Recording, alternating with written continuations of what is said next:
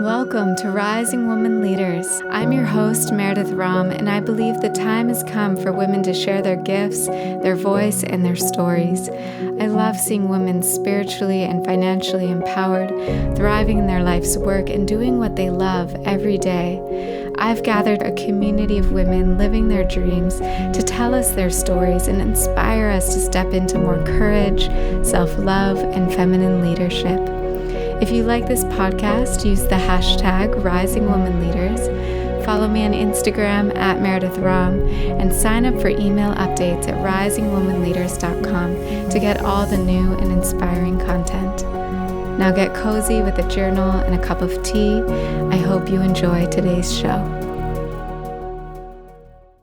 I'm here today with Amanda Johnson, who is a writer, teacher, host of the Being Inspired radio show, and author of Becoming Enough, A Heroine's Journey to the Already Perfect Self. She inspires recovering perfectionists and overthinkers to turn their critic into their ally so they can reveal their wholeness within and go from never enough to always okay. So welcome, Amanda. Thank you. It's my pleasure to be here. Yeah, so I would love to know a little bit about, the book, but also your journey of creating the book. And I have been on a similar path for the last few years, and I know what it's like. It's pretty amazing to actually come to that point of having that book in your hands. And I would love to hear a little bit about what that was like for you. Absolutely. I love the fact that we can share this experience is really special to me, actually, in that they're so similar, I think, in some ways. For me, the experience of having the book written, I'll kind of start and then go backwards perhaps to where it came from. But I remember receiving the first the first copy that came in, its paperback version, in the mail. And I remember receiving the package and I knew what it was. And then I just had this moment of like, I can't open it quite yet. And I got really almost nervous, excited. And I put it aside for a minute. And then I got ready and I thought, okay, here it is. It's time to open it. And I remember opening the package and just feeling this rush of emotion come over me.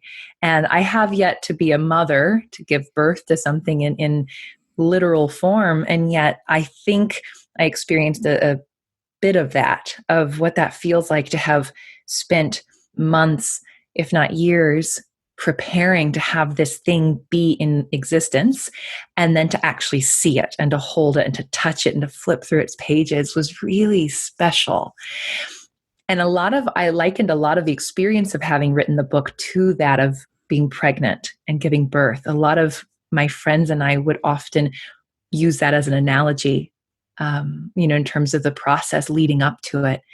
And I think that it's a really effective analogy because I was pregnant with the idea a little longer than maybe our human pregnancy time frame, though it may have been a year or a year and a half where the idea was forming in me. And the idea struck me. I remember that I had been blogging for about a year and a half, things that I was learning on this journey, aha moments. And I started to see some themes and I started to see patterns emerge. And I started to see, wow, there's this consistent message that I just keep coming back to. And it was a consistent lesson that I kept having to learn.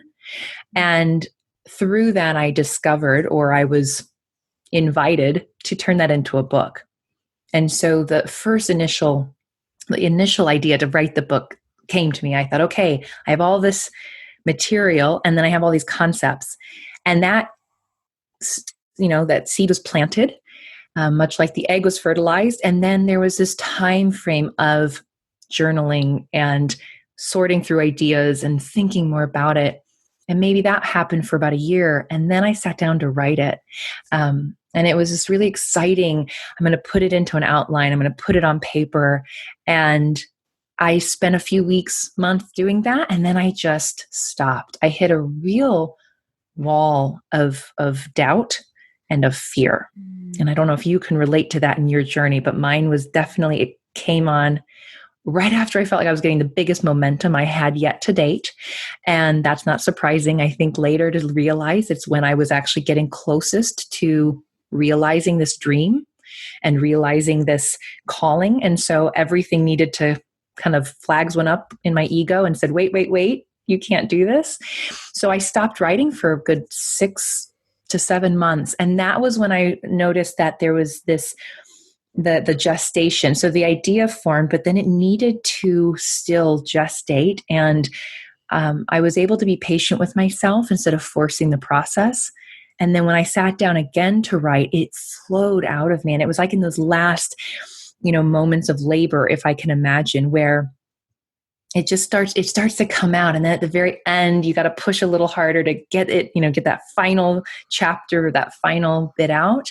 And then it's in the world. So that was my experience, very much, I think, like what a pregnancy could be like. Mm-hmm.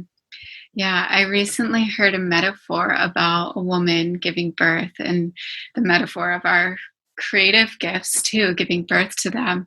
And that actually, if we can surrender to that process and let go and really trust in it, that the moment of ripeness will come, and it will be like this universal force that just needs to move through us. And, the baby or the book or whatever it is birthed. So I think that's really powerful that you gave yourself that time. And it's, when fear or doubt comes up, I definitely went through that too. It's like, okay, we can slow down a little bit. Let's breathe with this. Let's see what wisdom is here. What does this have to show me? And then from there, it's just so much easier in the process to take those steps forward. Absolutely. Yeah, absolutely. And I think we're afraid of slowing down in those moments. At least I think I was, because I felt, no, I need to do something about this fear, or I can't let the fear get the best of me. And there was this inner conflict or battle. And it really was through some coaching and some mentorship and friendship that I was reminded that it's okay to your point, slow down and breathe with it. And then I later, and through the process, was able to go, wow, I had to take that time, because that's when these other connections were made, ideas were formed, wisdom was received. And it really wasn't about preparing and it wasn't that I wasn't doing anything. It's just I shifted my focus for a while. So I actually started taking care of myself, much like I think an expecting mother would do. She prepares her body. She takes care of her body. She might decorate the nursery. She might go buy a few things. And so there's still something happening, even if it's not forcing the baby out before it's ready. Yeah. Yeah. There's that preparation phase. Yeah. So tell us a little bit about what the book is about and your journey with perfectionism and this idea of becoming enough. Yeah, it's one that I can tell is near and dear to my heart, and really one of the core lessons I am here to learn and therefore teach. And for me, becoming enough is it's something I'm dedicating myself to, because I see how in my life leading up until even, to this current moment, but certainly a few years ago when this really started to be an obvious thing for me to learn, I was constantly in this need for more. I was never doing enough. I was never working hard enough. I was looking at my meditation practice even just a few years ago, going, nope, I'm not doing that right either. Everything I could take in my life and analyze and break down and say, I'm not doing it right, and therefore I'm not doing it. I'm not doing it enough, or I'm not enough. And as I sat down to write the book, I noticed that all of that came from these stories of my childhood, from these early formed stories of not being loved, not being wanted, and therefore acquiring all of this armor and protection to feel loved and feel wanted, and thinking I had to be a certain way or do things a certain way to feel loved or to be loved. And so all of these early on stories created this adult who, starting in high school, was reading self-help books. And even though really my life felt pretty good, I mean, my life felt normal. It felt pretty healthy, pretty happy, but there was still something always wrong with it and something always to be fixed. And at first I didn't think there was anything wrong with that. And I don't think inherently there is anything wrong with that. But with how I was approaching it, it was becoming unhelpful and it was becoming detrimental because it was keeping me constantly striving and never satisfied or content. And so that the book Becoming Enough was born of this recognition finally one day of saying, wait, what if I learn to be good with who I am in this moment? And that was like totally brand new foreign idea. Much of it came from the learnings of Eckhart Tolle and Michael Singer around being present and being in the moment. And that started to click and go, oh, wait, if all there is this moment and I am fully in it, then everything I am in this moment is enough and is good. And it was like, oh, wow, that is so relieving in terms of this pressure. So that's where it was born from. And then I started to explore these different themes and such in the book. Yeah, such a revelation. Especially if we've been running our whole lives of like, got to get to the next place, got to get just a little bit further, got to get this next. Oh man, that's that. I had a similar kind of, it's just like a smaller version of this around how my mind kept wanting to move into a bigger house. And it was like, first, like, oh no, I need to be living like in a place with my partner on my own. And after like a year of that, I was like, now we need to go to the next thing. And it just like, my mind kept running on that. And then actually it's been really amazing. I've lived in the same place for 5 years now. And to realize that actually just clearing things out of the home and like changing up the home, and what myself was really yearning for was less rather than more, and just seeing the intrinsic beauty of what's here and this being enough. It's like started to transform in these new ways that are really beautiful. Yeah.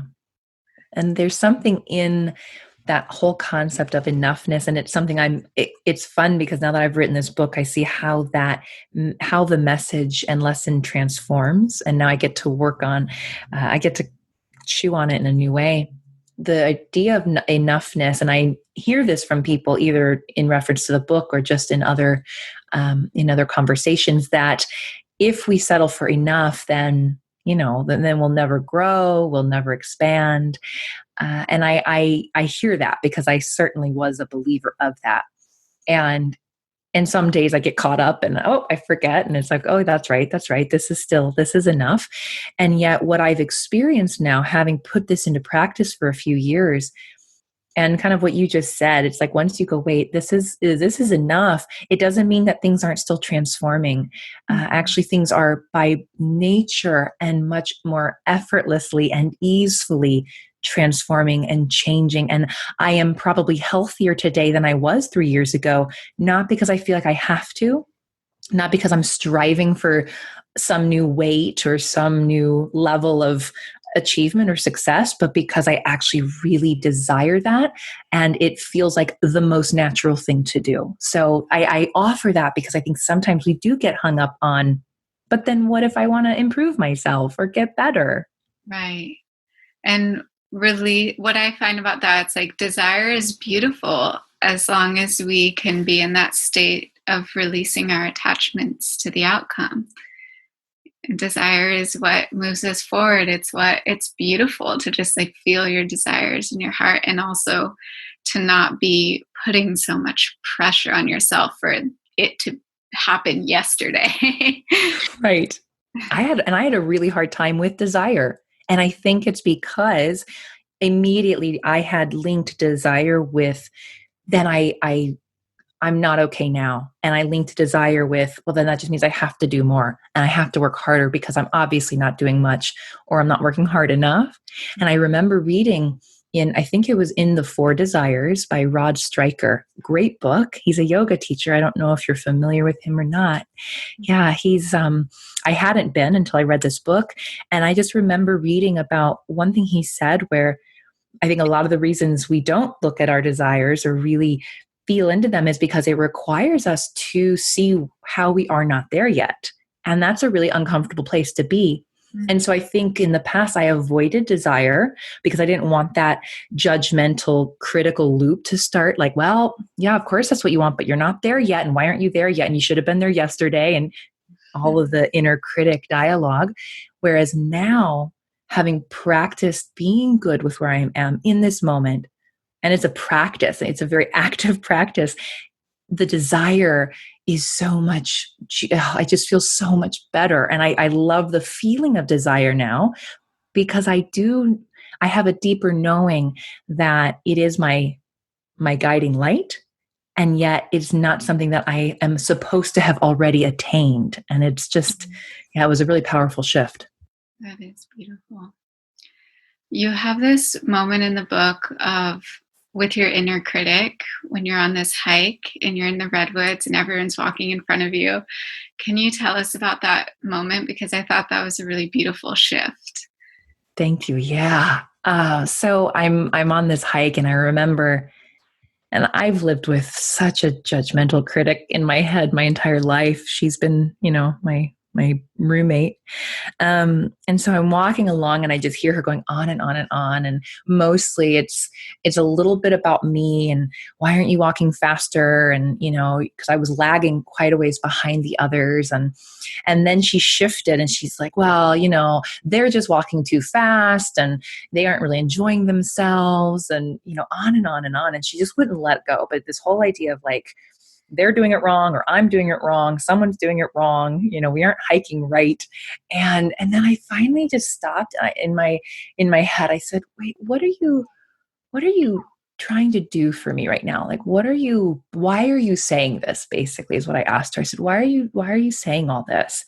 And she said, because I want you to know that the way you're doing it is okay. Because she had just been telling me how they're not enjoying themselves and they're basically doing it wrong. And she goes, I just want you to know that you're okay for taking your time, for slowing down. You don't have to be walking as fast as them.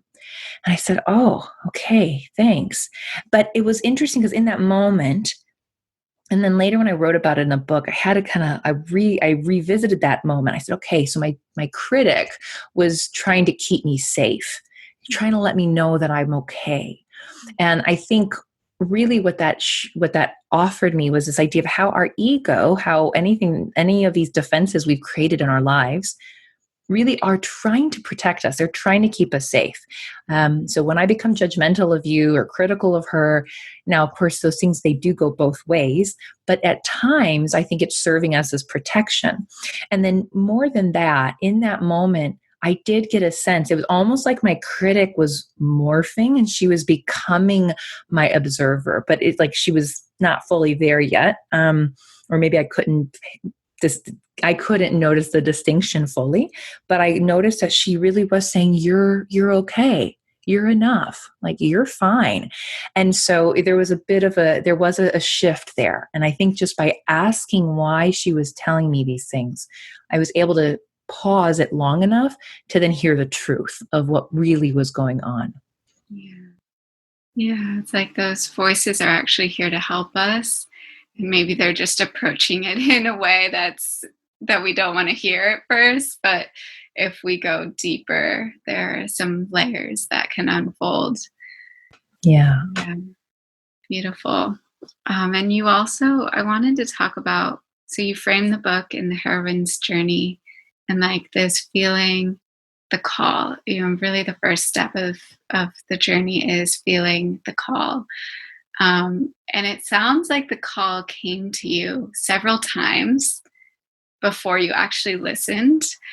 Can you speak about that and just what was the actual impetus to be like, okay, yeah, gonna move forward? Yeah.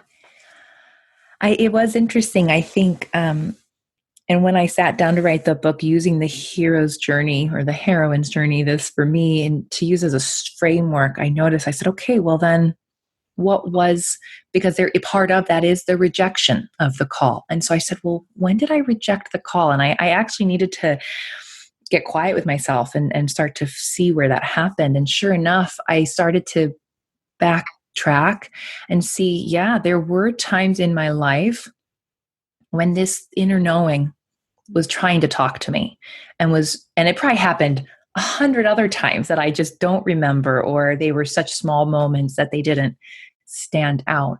But the ones that stood out to me were, there was a time when I was 19 and I had just auditioned to go to an acting conservatory. I'd already started my freshman year at a normal 4-year college, liberal arts college. And I was nearing the end of my freshman year, and I thought, okay, I'm going to audition for these conservatories because that's my passion. I want to be an actress. And I got accepted. I got accepted to one of the conservatories in New York City. And I was just on fire. And I'm like, here I go. I'm doing it. I didn't register for classes the coming year. I found a roommate. I was booking my trip to New York to go out and visit and, look for apartments. I, at the time, was also hearing some concerns from my parents and from some mentors, like guidance, people who in my school were those that my advisors, who really were encouraging me to stick out my college and get the degree. I heard some fears of my parents that how would I make it? How would I afford it? But I was still pretty set. And then anyway, long story short, I attempted to get out there. Some weather prevented me from getting out there. I ended up getting stuck in Richmond, Virginia or something.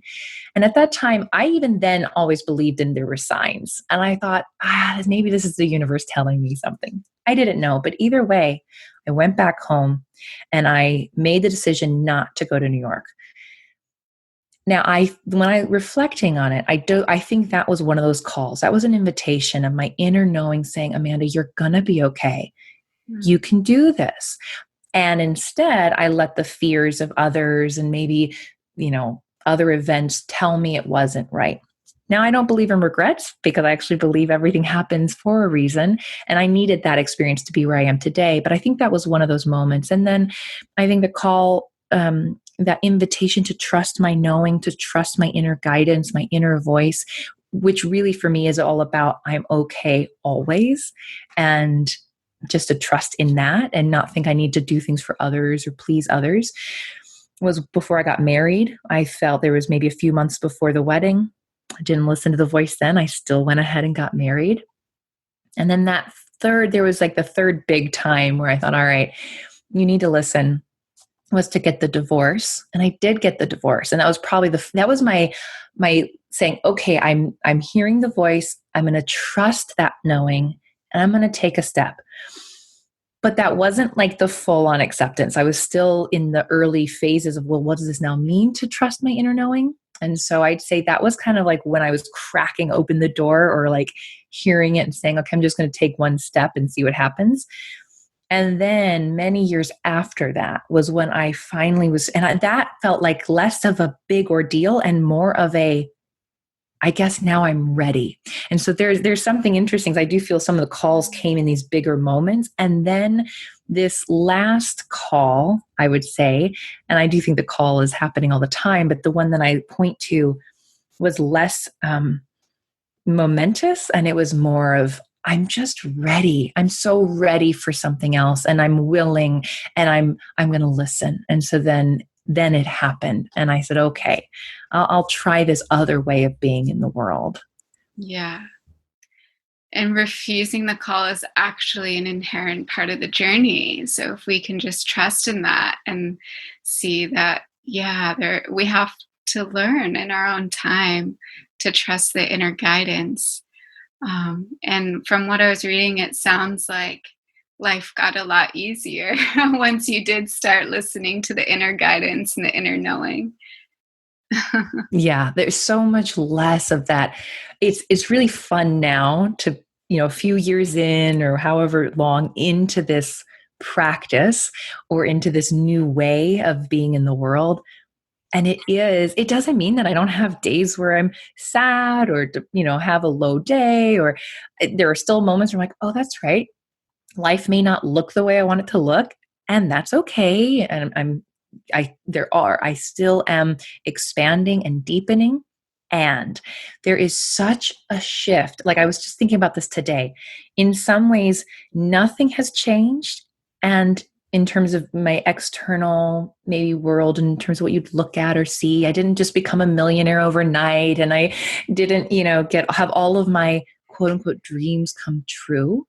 And everything changed because I feel so much lighter. I'm not in this constant loop in my head. I show up for things when I need to show up for them, trusting that everything is going to work out.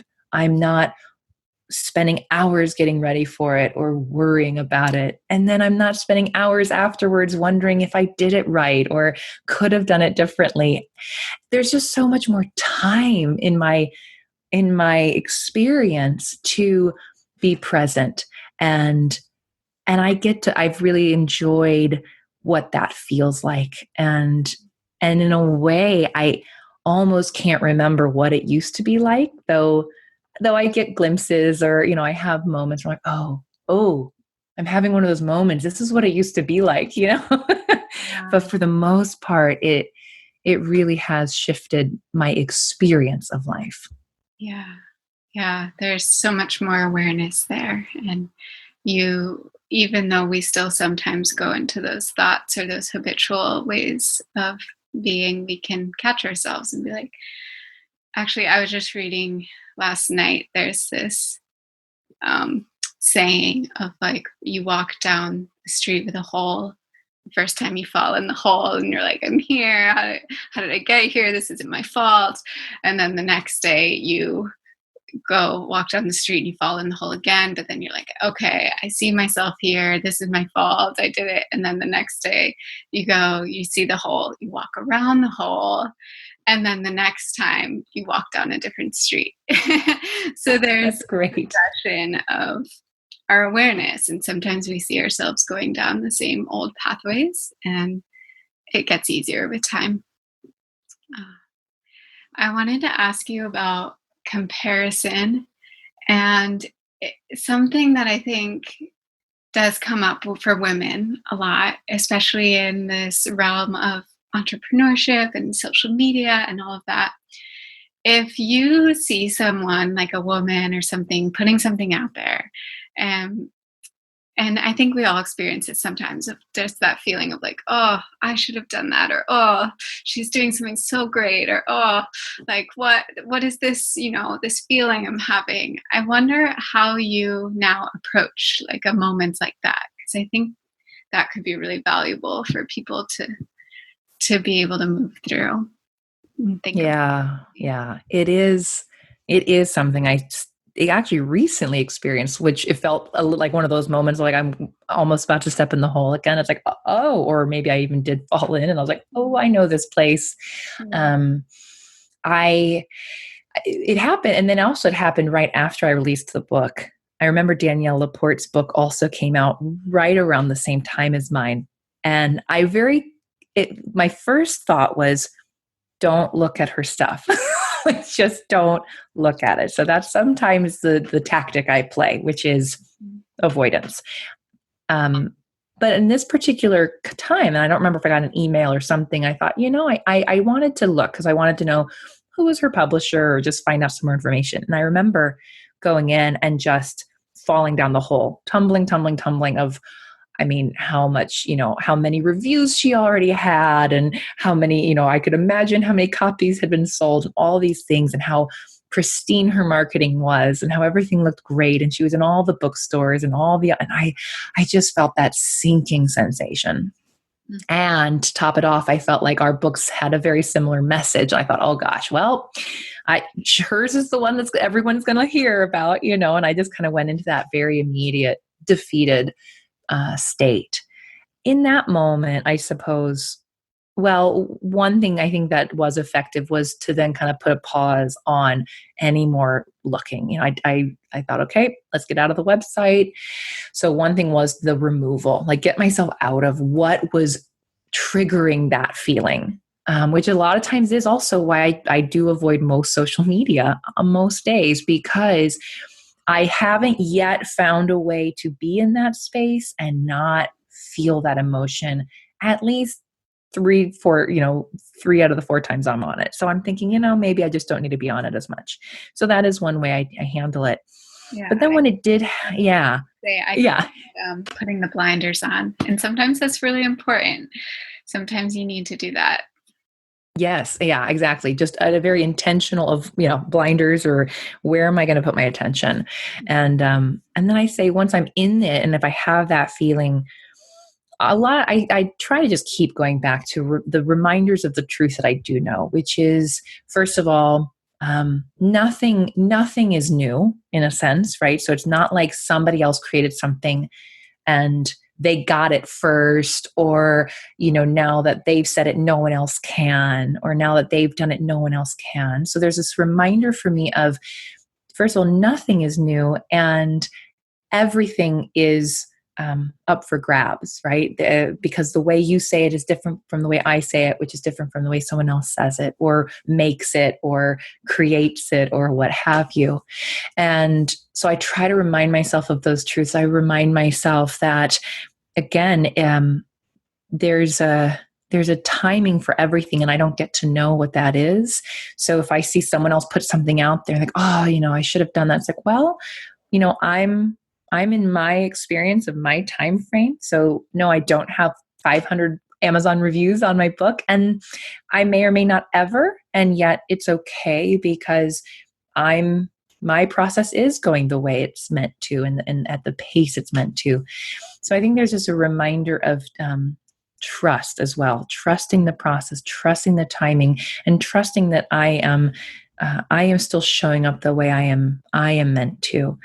And it's so interesting because I don't know, are there other things you do? Because it's like, I can't think of something else more specific that I do, but there is just a lot of like mental reminders in those moments of what's really true for me and what's really true in the universe. I think, I love hearing different people's perspective on this, because I think it's something so much of us experience. For me, one thing I try to do is remind myself that, like, if I feel that trigger, that it's actually showing me something, a reflection of something I want for myself. And actually it's showing me something that's possible because someone else is doing it. And that is just a reflection of my own greatness. And it's a good reminder of like a true desire that I have, and in the moment, to just really feel that emotion and let that, and you talk about that in your book too, of just like letting it move through you, and it's okay to feel that disappointment or that sadness or that longing for connection or whatever that is underneath that first moment of just feeling maybe lacking, but rather like coming into the. And then the other thing I thought of is reminding ourselves that we're all here for the same, like we're all here for this greater purpose of awakening others, and just like seeing that these people as allies. Like, yes, they're doing their work and they're taking those steps, and we're on the same mission, and we're and then in that way it kind of feels like, yes, we're a team. That's so powerful. And I love it. As you're talking, I'm thinking, yeah, yep, those are true. I probably wrote about that actually. It's so funny. Like in our journey, I think there's these moments we get to where we're kind of like, how have how have I navigated this? And you're absolutely right. Those are so beautiful, to remember the reflection, and then to remember the oneness. Like, oh yeah, we're all doing it. We're all doing that. We're all here for the same thing. That's so powerful to remind ourselves up in those moments of like, gripped by whatever feeling I'm having. Yeah. Yeah, cool. Well, I'd love to hear just more about where people can find the book, and also anything else that's coming up in your business that you're excited about. Yeah, absolutely. The book itself is available on Amazon right now. And so you can go to becomingenoughbook.com and it will take you straight to the Amazon page. Or if you're on Amazon, search for it. And then my website, you can also get it there, amandajohnson.tv. And the book has been very consuming of what I really want to be doing and am doing in my creative world and in how I serve others. I do have a radio show every week. And currently, or depending on when you listen to this, I have put out chapter by chapter audio versions of the book. So if you want to just get a taste of it or go listen to some of it, that's available to you.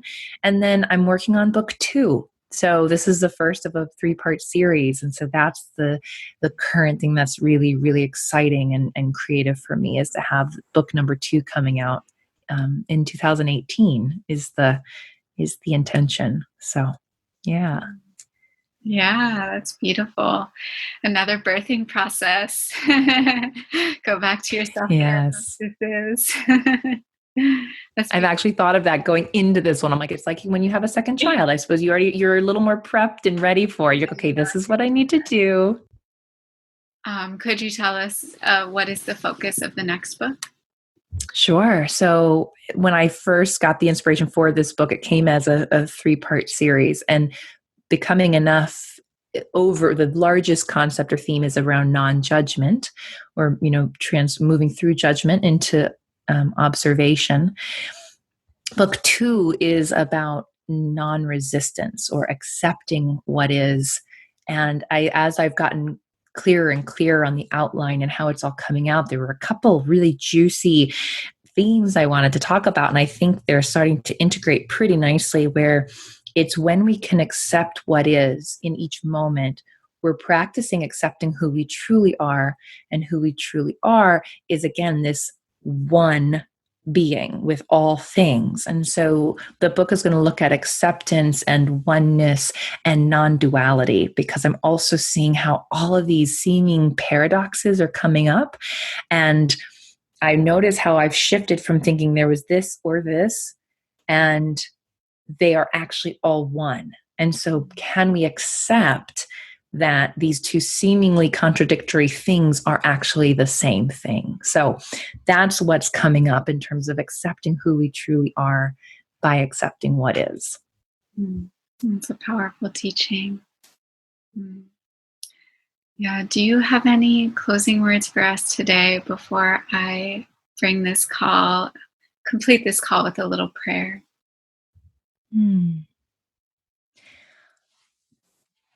All I would say is that on our journey, it is about remembering more than trying to be something else. And so when we start to shift away from, I need to be more of that or do more of that, it's really shifting it back to, I need to remember who I already am, which is the becoming, is to begin to be, versus what maybe we think of becoming is this, I need to do it over there. It's something I am not yet. And so I offer everyone maybe a reframe or a shift of that idea of what it means to become.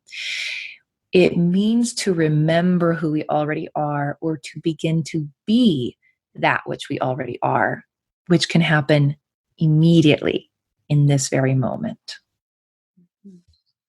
It's so true. Let's take a moment to breathe that in. The becoming is just so much more about this internal journey of remembering, coming back to our home, back to our center. So everyone that's listening today, any gems that just really spoke to you, hold that in your heart. Know that you are not alone on your path. So many other people out here seeking and remembering. opening to what is true within, trusting that just your path is unique, that your voice is unique, that you have important things to give and to share, and that there are some people out there who are only going to receive that message from you. They're only going to really hear it when you say it. And trusting that that is sometimes just something that needs to come through you to be that force, to be that awakening for someone else. And so I'll bring my hands to my heart and just bow to everyone listening. Thank you. And bow to Amanda for sharing her wisdom with us. Thank you so much for being here today. Thanks so much for taking the time to listen to our show today. We would love to hear what you think. Take a moment to hop on over to iTunes and leave us a review. We'd be so grateful to receive it. Until next time, namaste.